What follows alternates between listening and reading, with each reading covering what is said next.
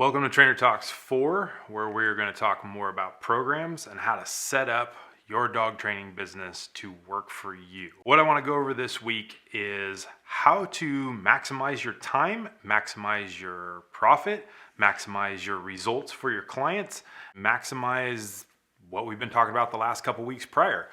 Time off, vacations, sanity. So if you've been following along and you've been scheduling yourself successfully, you're taking time off, you're scheduling your day really well, then what if you're left with programs that are still causing you to run all over town? When I started this business, I was like a lot of trainers, charging $50 an hour to stand there and train people's dogs in front of them. I saw really poor results from that. The owners weren't really motivated at that price point to keep up on things. And I remember specifically one time standing in somebody's front yard, training their dog, and they were no shit sitting at a table, drinking lemonade while I was training their dog out in the sun. Shortly after that, I decided this can't keep happening. So once we decided to start taking control of our programs, I stopped driving over to people's houses. I stopped doing in-person consults. I stopped doing a lot of things that really take away from your time, your profit, and distract from the things in your business that you really should be focusing on, which is finding and retaining really great quality clients,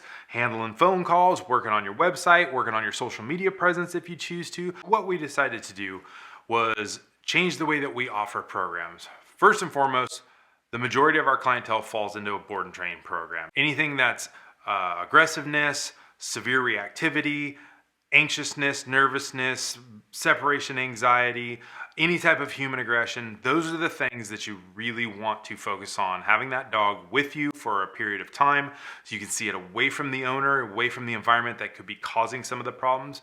You have to decide the kind of dogs that you want to work with. Do you want to work with human aggressive dogs? Do you want to work with dog aggressive dogs? Do you want to work with severe reactivity that can lead to bites on you in training? Do you want to just work with dogs with mild behavioral problems? Deciding what you're comfortable working with, and that might change over time. You might very well decide that in time, as you get better and more skilled, you have the ability to handle more tough clients. Deciding what that client looks like, deciding what your ideal client looks like, and deciding what your business looks like is really vital. What really works better is offering a couple programs that work well for your training style and work well for the type of things that you want to address and work well for the type of clients that you want to work with. So for us, we decided that we're not going to offer group classes. We're not going to offer big giant puppy kindergarten classes. We don't really have the space for it, nor do we want to get into that space. We do offer board and trains to be able to help with very specific problems, and we created a rehabilitation program, really address some of the issues that we see out there. We'll dive much deeper into what our programs look like and how they're structured during our live. But what I really want to impress upon you is you have to think about your hourly rate.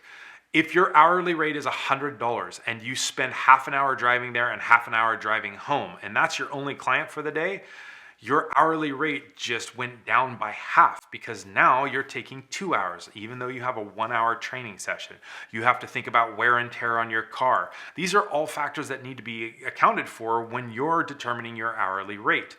Our hourly rate is set at a very high premium. We know the quality of our training programs. We know what we offer to people. We know what we're offering in the aftercare side of things. And our hourly rate doesn't really change whether it's a puppy, whether it's private sessions, or whether it's our board and train. Obviously, the board and trains command a higher price and you have a lot more control of how that training is provided. Really simply, we decided to simplify our lives instead of offering multiple different options and multiple different packages and add-ons.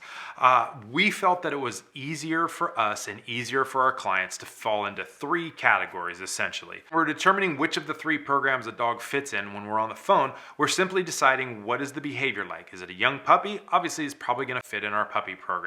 If that dog's pushing 5 months of age by the time we're talking, obviously with our extended lead times, it's going to be over 6 months of age when they get in for their first session. Maybe that adult private is going to work a little better for them. They're really the same training philosophy across the board. And I think that's super important for you if you're setting up your programs, is to decide what is your training philosophy? How do you want to go about imparting this knowledge to owners? What kind of time commitment are you making to folks? The more sessions you offer, the higher that price point needs to be to keep your hourly rate at a reasonable rate. You're the one that determines what your hourly rate is. You have to determine what your skill level is. You have to determine where you are in the business. What you might be comfortable charging at $50 an hour is definitely not what I'm comfortable charging. We're well over $200 an hour for that. We have a lot of experience. We have come at this with a lot of knowledge, and we've built in a lot of extra things for our owners. So we know we're worth that value. We're comfortable asking for it when we're on the phone with them and we're selling these packages. And we don't try to overextend ourselves. Give them too many options, people still are all over the map. So it's kind of like Henry Ford did when he first came out with the Model A. You can get it in any color you want as long as it's black. So while we don't just offer one color in that, we definitely are limiting the choices for our client. When it comes to board and trains, we only have 2 options on that. I tell everybody that our training program is really about 3 weeks long. We've got that down pat. We really have that dialed in. Very rarely do we need to extend that.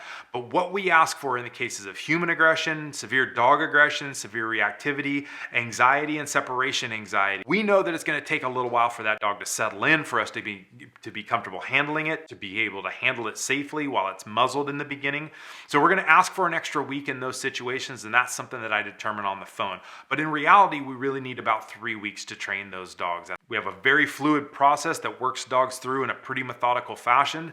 And so by offering those, and instead of offering 3, 4, 5, 6, 7 week packages, I find that we're doing a really good job of finding what owners need, handling their issues for them, solving the problems that they have, and offering a select few packages that people are really comfortable with. I understand that we're not competing against the big box trainers, and let's be honest, if those people can go train at the local pet store, I encourage them to do so. If your dog can be in that environment, you're probably not the right fit for us. Most of those places are going to throw you out if your dog's behavior is a little egregious, and I'm not going to try to compete with them on price point.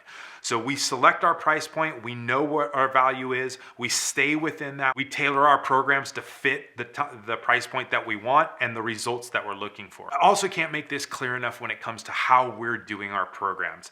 I see a lot of dog trainers still out in the same methodology of selling the same thing that people were selling 20 years ago. I'm here to change all of that. I really, really want the dog training industry to start doing it better for folks. What we're really designing, what we're really selling to people is the program that's going to take your dog from the nightmare you're living with to a great family companion, not teaching you to be a dog trainer, teaching you to be a great pet owner. And it doesn't matter which program we're in. If they qualify for the puppies because of their age, if we move them to those private sessions because the dog's a little bit older and still has mild behavioral issues to deal with that I think the owners can really tackle under our guidance, or we have to move them to the full board and train rehab program. That's where I think just offering a few select packages really helps you maximize your profits, maximize your time spent with the dog, and really focus on the quality of the output. I'm here to tell you that I think in the dog training industry, one of the things we struggle with is what is our final product. We spend so much time trying to show what that final product is. I see people still using demo dogs. I still see people struggling on how to show what their final product is. That's what I think social media is beautiful for. We can show what the dog looks like coming in, and then we can show what it looks like when it's ready to go home or after it's done a few sessions with us in our private stuff. So really, really focusing on what that final product is and deciding how you as a business person and a trainer, how are you going to get there? What our live focus is on this week is really figuring out how to maximize your potential by the programs you offer. Stop offering stuff that other people are wearing themselves out doing. Stop chasing that dollar all around town. Start having control over what your schedule looks like, how you're offering programs to people, and how those dogs are coming in and how you're able to affect these clients' lives and help them with their dogs. Saving your sanity is what we've been talking about all along, and helping dog trainers avoid burnout.